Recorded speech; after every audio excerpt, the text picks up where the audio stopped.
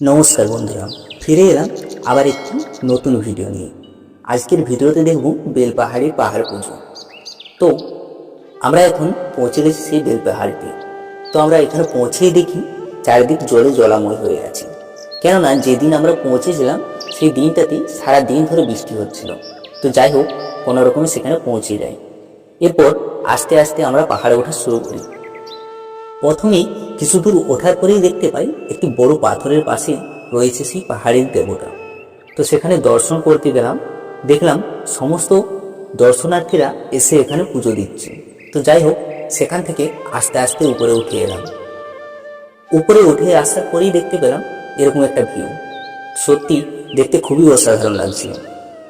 তো তারপর সেখান থেকে আবার একটু উপরে উঠে এসে দেখি একটি বড় পাথরের চূড়োর পাশে রয়েছে একটি ছোট্ট গর্ত, যেখানে জল সারা বছরই নাকি শুকোয় না। তো সেখানে সমস্ত দর্শনার্থীরা জল পান করেন। তো তারপর আস্তে আস্তে আবার উপরের দিকে উঠতে থাকি আমরা।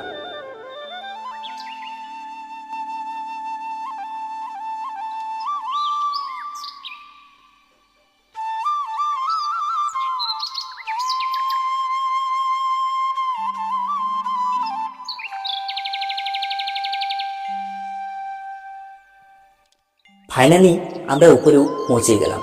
তো উপরে পৌঁছেই এরকম একটা ভিউ দেখতে পাচ্ছি, যেখানে দূর দূর থেকে যে চূড়োগুলি রয়েছে সেগুলি খুবই ছোট মনে হচ্ছে। তো ভিউটি একদম ড্রোন শটের মতো লাগছিল। তো যাই হোক, সেখান থেকে সেই পাহাড়ের দেবতা দর্শন করতে যাচ্ছি আমরা।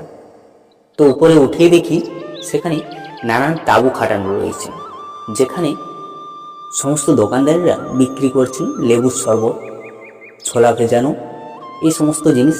আবার নানান ফল রয়েছে।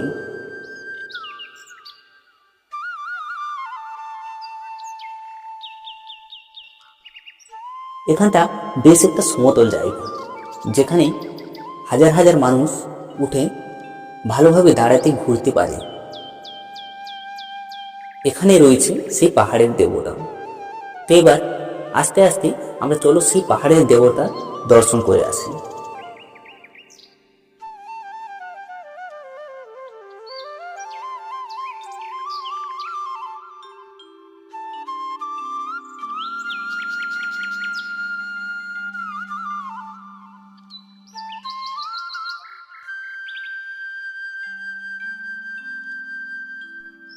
এখানে পুজোটা বছরে একবারই হয়। তো কখনো যদি সময় পেয়ে থাকো, একবার ঘুরতে এসো। সত্যি জায়গাটি খুবই অসাধারণ। এখানে রয়েছে সেই পাহাড়ের দেবতা, যার দর্শন পাওয়ার জন্য বহু দূর দূর থেকে লোক এখানে জমায়েত হয়। তো আমরা ভালোভাবে এবার দেখতে পেলাম না ঠিকই, যাই হোক পাহাড়ের চূড়ো পর্যন্ত তো উঠতে পেরেছি। বন্ধুরা, তোমরাও যদি কখনো এসে থাকো তো কমেন্টে জানিও। ভিডিওটি এই পর্যন্তই, দেখা হবে পরের ভিডিওতে। ততদিন পর্যন্ত সবাই ভালো থেকো। ভিডিওটি শেষ পর্যন্ত দেখার জন্য ধন্যবাদ। চ্যানেলটি সাবস্ক্রাইব করে আমাদের পাশে থাকবেন আর ভিডিওটিতে একটি লাইক করে যাবেন।